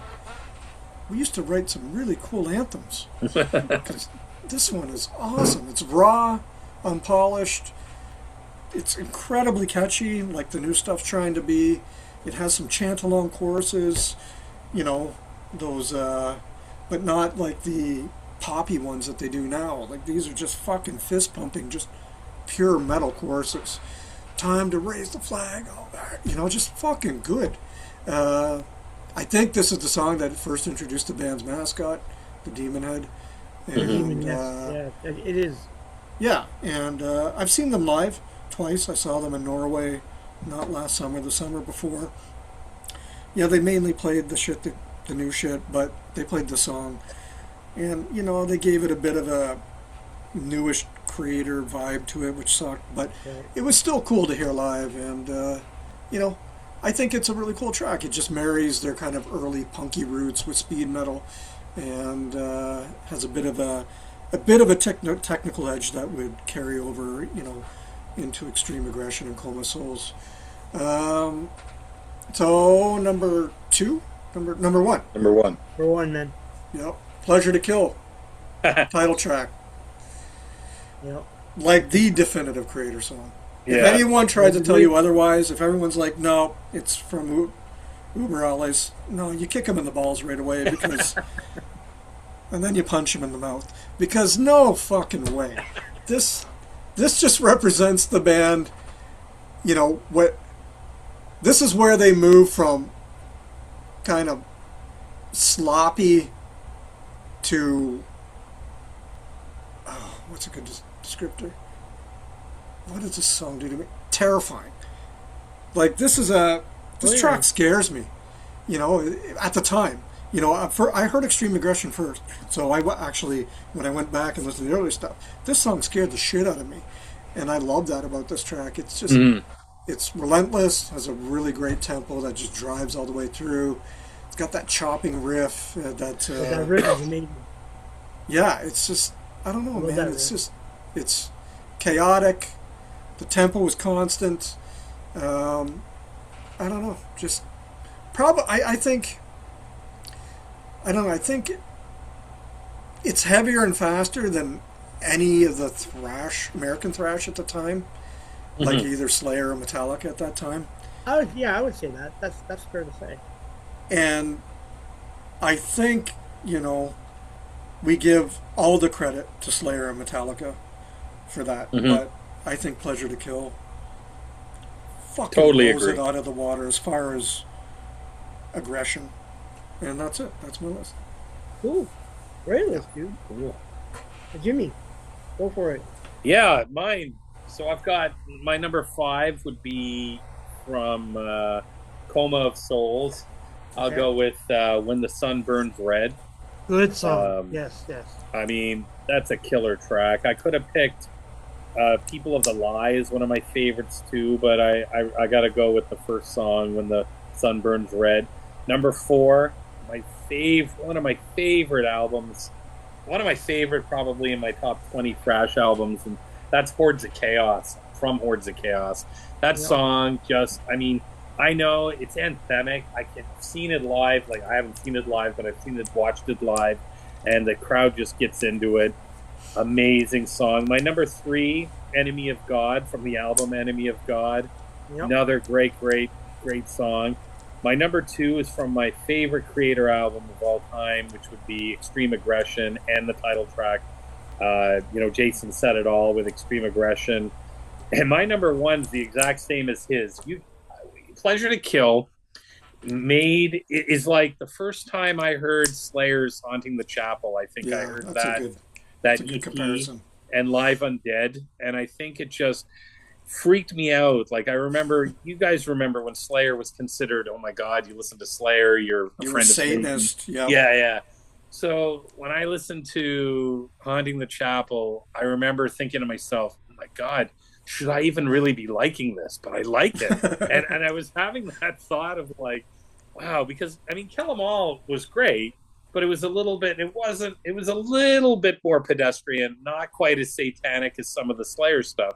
So I was like, man, I don't know, maybe something's wrong with me or something. I don't know. But the Pleasure to Kill, that whole album, but that song captured that moment of when I was like, okay. And I agree with you, and I know Ken, you think the same way, because I know you love that album. But that album, I realized that it wasn't just American or Canadian thrash bands that could do it this German band could do it just as good, if not better. And because, I mean, obviously, an early Voivod fan, I loved Canadian Sacrifice. I loved, even Exciter, more of a speed metal.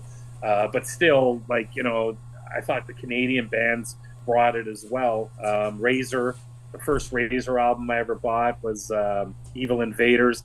But Pleasure to Kill made me start to broaden my metal horizons for thrash into the European, especially the German sort of market. And I just, man, it blew me away. I remember the first time I heard it, and it was like that. It was scary in the sense that, should I be liking this? But the answer was overwhelmingly yes. So, but yeah, that was my number 1 too. I was happy you picked that, and I know Ken's probably going to pick something off of Pleasure to Kill. I know that, but anyways, Ken, you're up. So Hordes of Chaos, I like a lot. It's a really good album. I like you, Jim. I like the album. It's entertaining. The title track, Hordes of Chaos, the video is really good. I always like the barbarian horde fighting. That's a great video. Yeah. I love that song. Enemy of God, totally love that album. That album is just killer from start to finish. The title track. Actually, there's like several songs in there I could easily put in the top 5. Oh, yeah. But Enemy of God, great song. I totally love that song.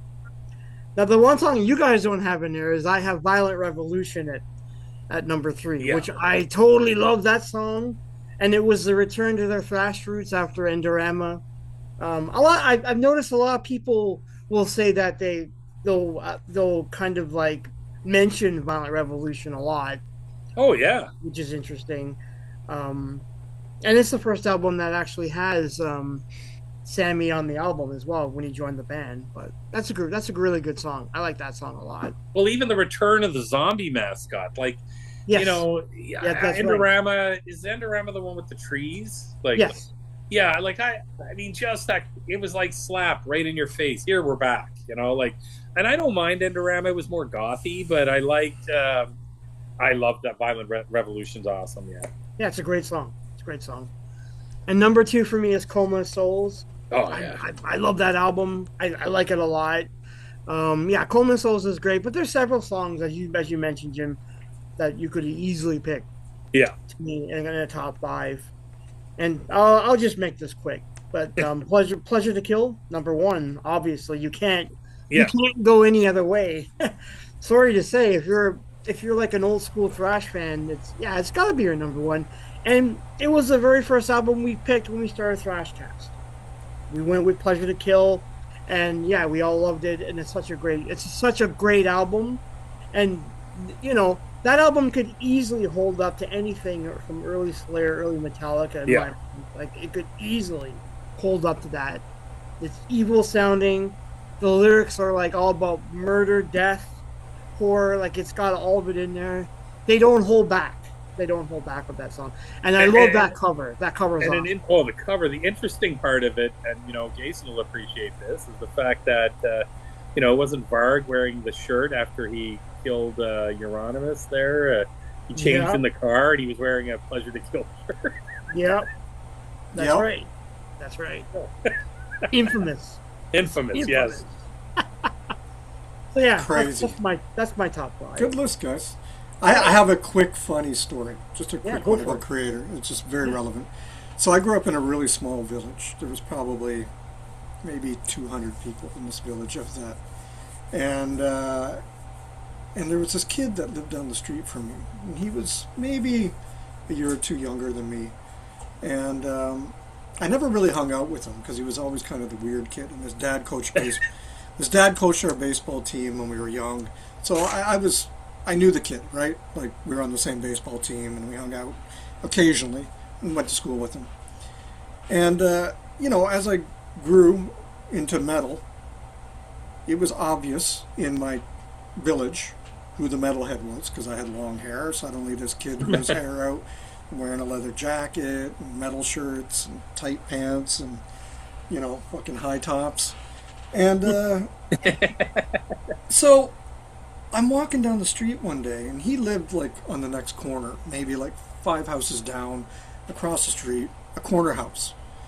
And we had a variety store, so you would have to walk by his house if we were going to the variety store.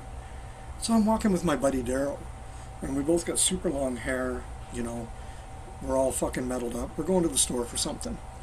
And we walk by this house. And this is after Daryl and I had discovered Extreme Aggression, and went back and discovered early, like, Pleasure to Kill. So we were familiar with Kreator this time. So we're walking to the fucking variety store. And I'm like, dude, do you fucking hear that? I heard Pleasure to Kill playing the track. Like, what the fuck? And we were both just like, nah, that can't be. We're the only ones in this town that listen to this shit. Like, who else could be listening to this? So I look over as we get past the house where Chris lived. His name was Chris. And he's on the side stoop, and he's got a ghetto blaster, and he's blasting Pleasure to Kill. And Daryl and I are like, you fucking listen to metal, dude? Like, what? We did not know this guy had an ounce of metal in him at all. That's fun. And let alone Pleasure to Kill, you know? Yeah. We were just blown away. He's like, yeah, I like Kreator. Like, well, fuck, dude, why aren't we hanging out? He's like, I don't really listen to any other metal. And that's my story. Oh, wow. Yeah. Isn't that crazy? Yeah. You can't judge a book by its cover, dude. Oh, dude, like, my mind is still blown away by it. But at the time, I was just like, there's no fucking way. Right? Yeah. And we had no influence on him. He didn't hang out with us. No. So he discovered that on his own. And the next track he was probably listening to was like Aerosmith with Run DMC. Yeah. Yeah, probably, right? Oh, I did find out later on that his dad was not very happy about him listening to Kreator. Yeah. Like, he did I could see mention that. Yeah. Yeah. Pleasure to They Kill. were, Yeah, I could see that. they were very religious, and I said, like, the Oh baseball God. team, they were very community people. But, yeah, so Chris, kudos to you. I'll never forget that, bro. I hope you're still listening to Kreator. Not the you new go. stuff. You got that? All right. Awesome. So Jimmy, next week, Yep. what do we got coming up, Doug? We're going to be doing the new Megadeth album, Oh, titled The Last One. We're going to be reviewing it. has Billy heard it yet? Do you know? I don't think he Um, has. He's Other heard than some the of it. tracks. Billy's heard Yeah. some of it. He likes Yeah. it. Yeah? From what he's Yeah. heard, he seems to be on board with it. Cool. Yeah. From what I understand. I like that you guys are, like, What? typically you guys do, like, Yeah. you do old albums. So it's cool that you're starting to do more, like, new releases. Yeah, we did the, which one did we do? We did Coroner, the new Testament. Coroner album. And Yeah. Testament. Yeah, I like that you're, changing it up a bit. It's cool. We did Warbringer Well, we got, as well. you know what? We were thinking Yeah, about yeah, it. You know what? We got to do it. Yeah. Got to do it. Yeah, Oh, you have no, to. I think it's fair. Yeah, you can't Yeah. just always live in the past. No. Would like if this show had existed when 72 Seasons was released, would you have done it? Yeah. Yeah. Okay. Yeah, I would have. Yeah, I I mean- felt like, yeah. You know what? At the end of the day, we could still do 72 seasons. I'd still be up for it. I mean, because Have you guys tried to go back to give it a chance? I did this Yeah. recently. yeah, I have. Yeah. Was it painful? It's boring.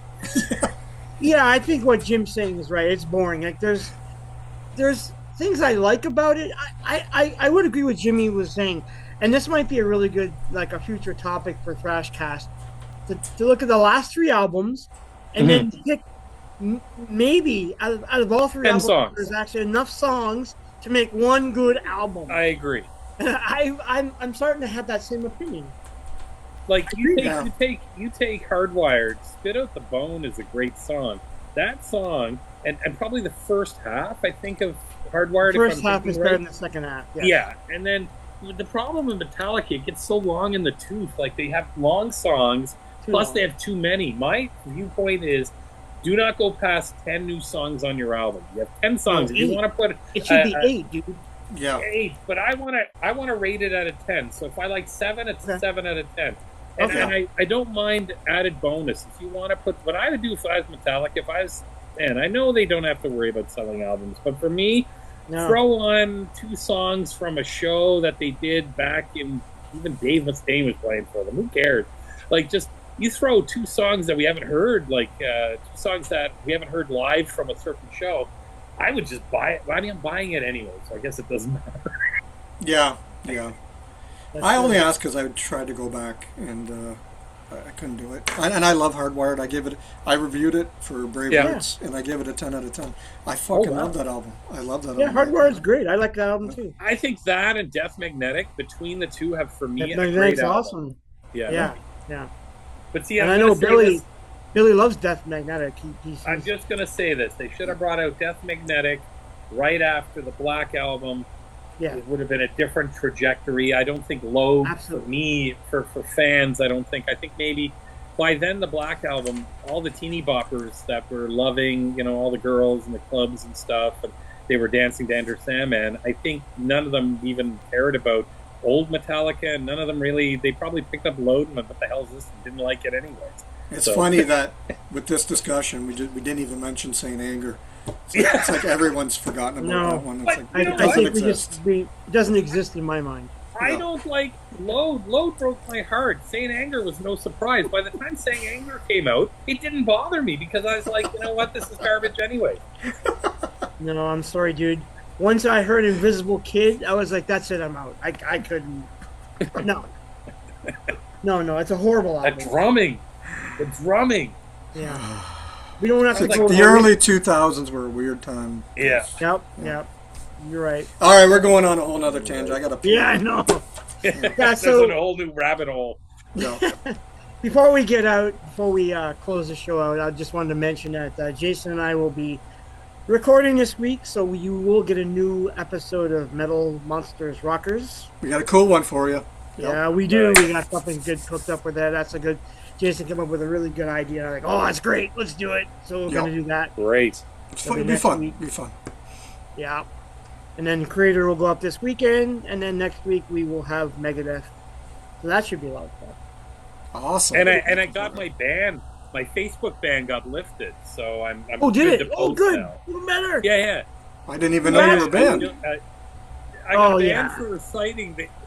I was on a site, and they asked me what my favorite lyric was, and I put down, "Bang your head against the stage like you never did before. Make it ring, make it bleed, make it really sore." The lead, verse from Whiplash, and I got banned because I was promoting self-harm. So I fought it by saying, it was a song and blah blah blah, and then they lifted my ban. You gotta love the algorithm. That's all I gotta say. You gotta love that. They algorithm. did send me a suicide. They sent me suicide hotline stuff and that to make sure I was okay. Oh my god! Wow. Face crap. Yeah, I gotta love the algorithm. You Crazy. do. Well, welcome back. We're glad to have you back. Yeah. Absolutely. That's awesome. Okay, guys. I appreciate you coming on, Jason. Thanks for coming on. Yeah, Jason. Thanks. I know it was a bit of a torture for you, but I'm glad. No, we had fun. Got your points Great across. discussion. Yeah, it was a great discussion. I would agree. So Great awesome, discussion. guys. all right, guys. Take care, and we'll see you all next week. See ya. Good night.